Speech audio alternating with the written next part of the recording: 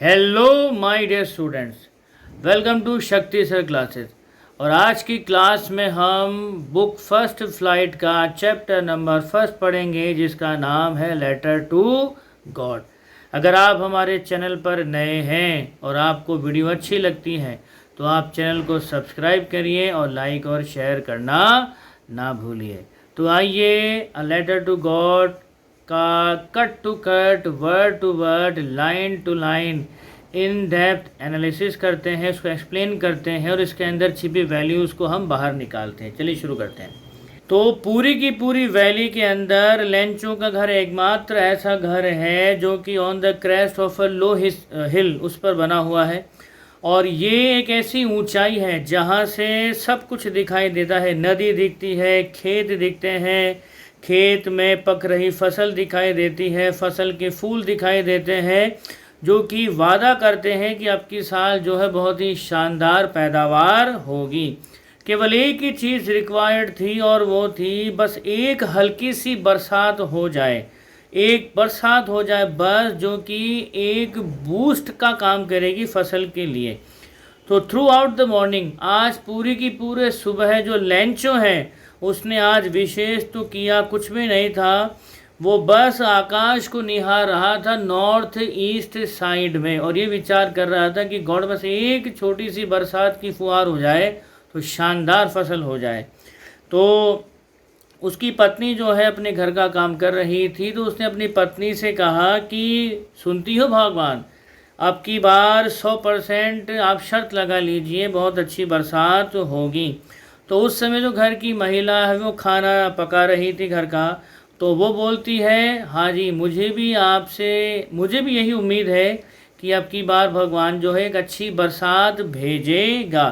तो लेंचो का जो बड़ा बेटा था वो जो है खेत में काम कर रहा था, और लेंचो का जो छोटा बेटा था वो घर के पास ही में खेल रहा था। तो जब खाना तैयार हो गया तो लेंचो की पत्नी ने दोनों बच्चों को लेंचो को खाना खाने के लिए बुलाया।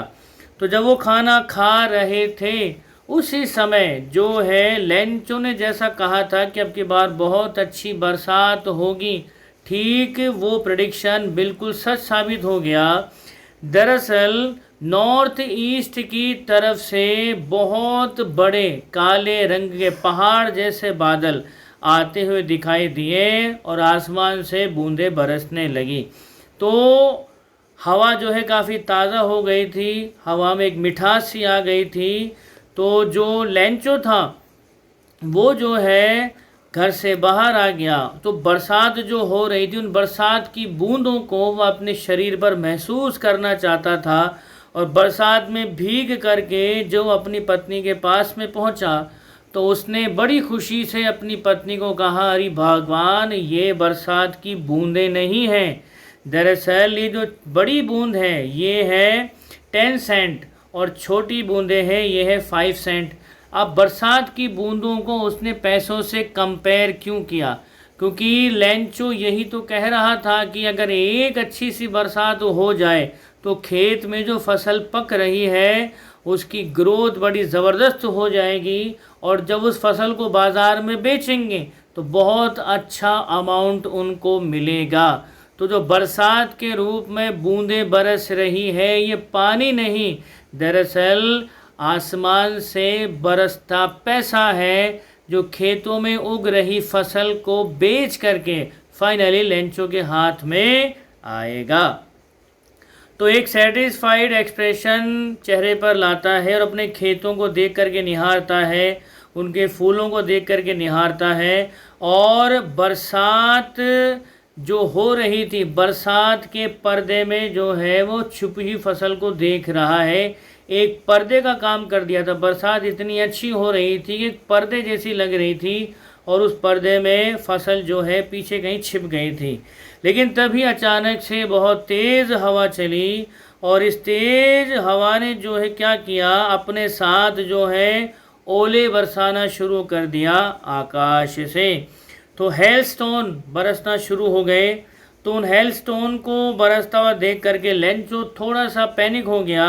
तो ये जो है आसमान से गिरते नए सिल्वर कॉइन्स की तरह दिखाई दे रहे थे।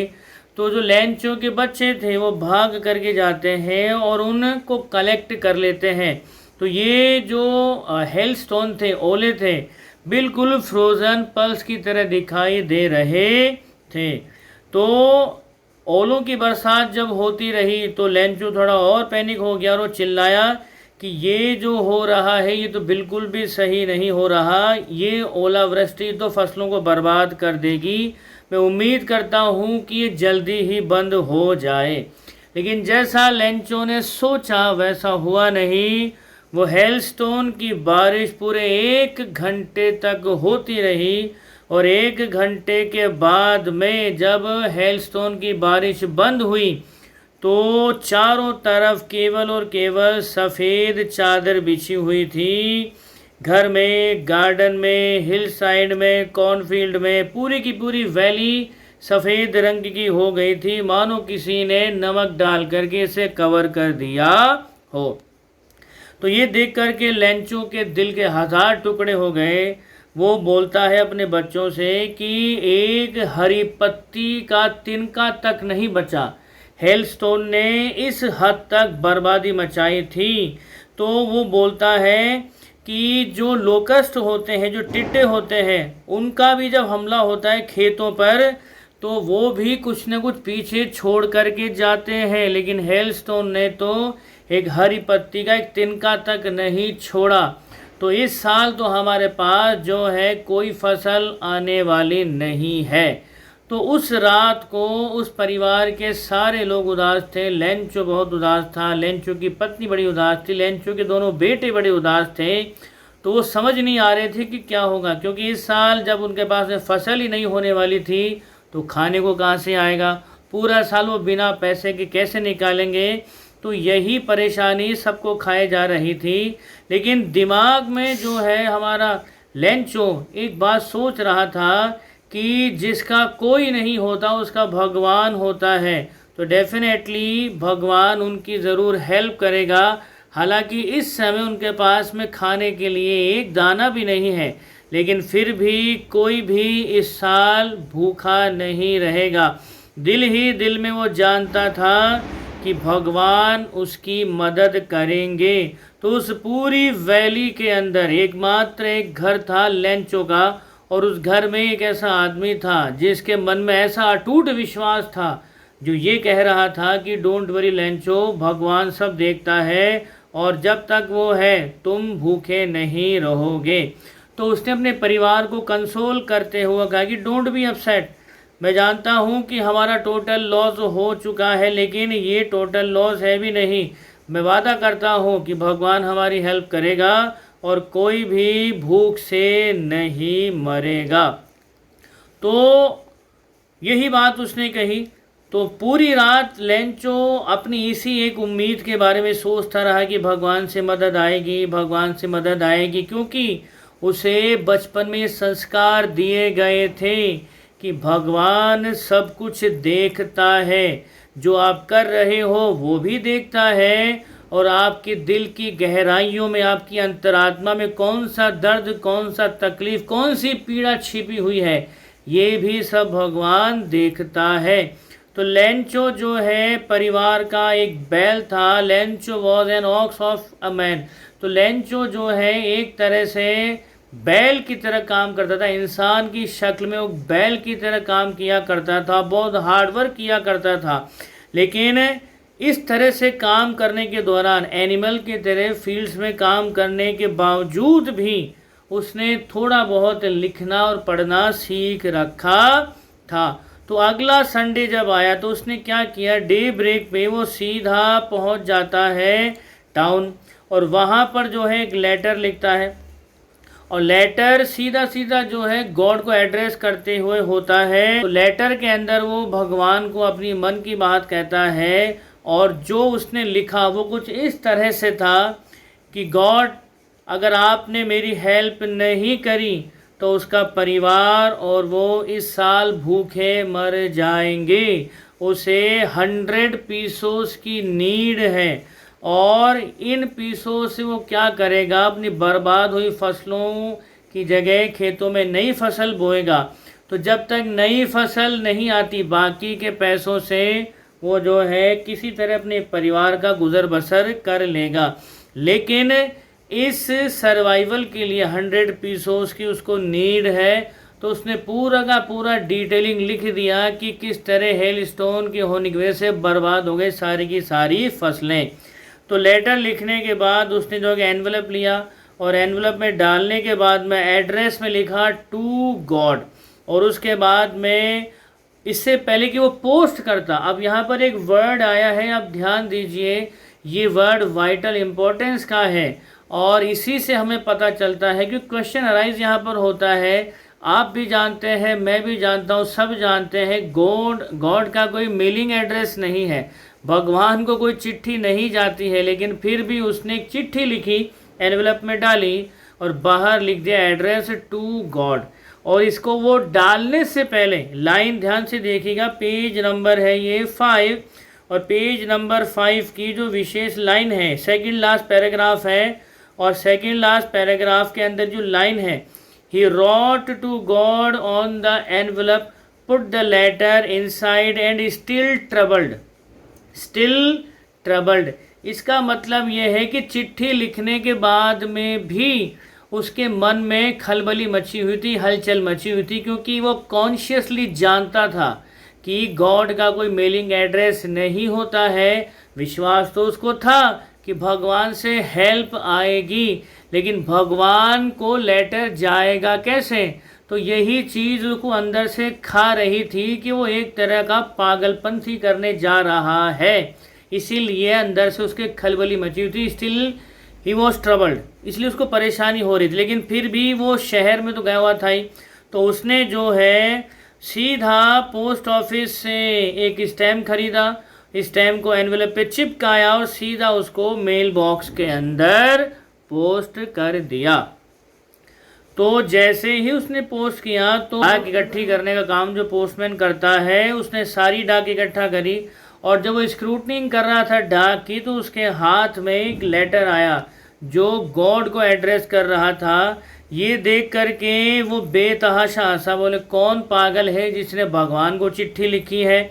तो अपने जो है इतने लंबे करियर में उसने कभी ऐसी कोई चिट्ठी नहीं देखी थी जो किसी गॉड को एड्रेस करती हो। तो सीधा वो चिट्ठी लेकर के जाता है पोस्ट मास्टर के पास में। अब जो पोस्ट मास्टर साहब थे वो एक थोड़े से तंदुरुस्त लेकिन प्लीजेंट पर्सनैलिटी वाले थे।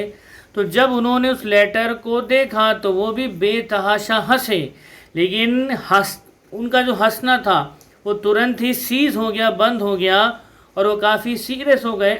लेटर को जो है अपनी टेबल पर रखा और सीधा मानो गॉड से कम्युनिकेट करने की कोशिश कर रहे हो। क्या विश्वास यार इंसान का, ऐसा विश्वास काश उसके अंदर होता। तो वो जो है उस पत्र लिखने वाले का विश्वास तोड़ना नहीं चाहते थे पोस्ट मास्टर साहब। तो उन्होंने डिसाइड किया कि वो इस पत्र का जवाब देंगे। तो जब पत्र को खोला गया और पढ़ा गया तो ये एक एविडेंट बात थी कि इस पत्र का जवाब देने के लिए गुडविल इंक और पेपर ही नहीं चाहिए था, कुछ और भी चाहिए था, और वो थे 100 पीसोस। लेकिन पोस्ट मास्टर साहब अपने इरादे पर अड़े हुए थे, वो तो उसकी मदद करके ही मानेंगे, लेकिन 100 पीसोस कलेक्ट करना उनकी भी बूते के बाहर था। तो उन्होंने कुछ हिस्सा अपनी सैलरी से दिया, कुछ अपने एम्प्लॉयज़ से मांगा, कुछ यारों दोस्तों से मांगा। तो थोड़ा थोड़ा कर करके जो है उन्होंने इकट्ठा किया, तो सब ने दे भी दिया as an act of charity के नाम पर। तो फिर भी जो है 100 पीसोस तो नहीं हुए, कुल मिलाकर 70 पीसोस वो कलेक्ट किया। और उसके बाद में उन्होंने क्या किया कि उन सारे के सारे पैसों को जो है एक लिफाफे में डाला। लिफाफे में डालने के बाद में एक चिट्ठी के अंदर जो है लेंचो को एड्रेस किया और नीचे लिख दिया सिग्नेचर ऑफ गॉड। और उसके बाद में जो है वो वेट करने लगे। तो अगला संडे जब आया, यानी कि पिछले संडे को लेंचो इसको मेल करके गया ही था, और उसके नेक्स्ट संडे लेंचो जो है शहर के उस पोस्ट ऑफिस पहुंच गया। जैसे ही लेंचो पोस्ट ऑफिस पहुंचा तो जो पोस्टमैन है उसने पर्सनली अपने हाथों से लेंचो को वो पत्र डिलीवर किया जो अकॉर्डिंग टू लेंचो जो है गॉड की तरफ से आया था। तो पोस्ट मास्टर साहब महसूस करना चाहते थे उस कंटेंटमेंट को, उस संतोष को जो उन्होंने एक अच्छा कार्य करके दिखाया था। तो वो जो है अपने ऑफिस से ही देख रहे थे लेंचो क्या करता है उस चिट्ठी का। तो जैसे ही लेंचो ने वो चिट्ठी अपने हाथ में देखी कि जो गॉड ने उसको लिखी थी, तो उसे 1% भी सरप्राइज नहीं हुआ कि गॉड ने उसको चिट्ठी नहीं लिखी, बल्कि वो तो श्योर था कि गॉड उसकी मदद करेगा ही करेगा। और अंदर जब पैसे देखे तो उसको और भी हैरानी नहीं हुई, क्योंकि वो जानता था भगवान उसको देख रहे हैं, वो भगवान का बच्चा है और भगवान उसकी हेल्प करेंगे ही करेंगे। तो लेटर ओपन करने के बाद में जब उसने पैसे देखे तो उसे बिल्कुल भी हैरानी नहीं हुई, मगर जब उसने नोट गिने तो उसका अचानक से पारा चढ़ गया और उसकी आंखें लाल हो गई। वो सोचता है कि यार भगवान पैसे भेजने में गलती कर नहीं सकते।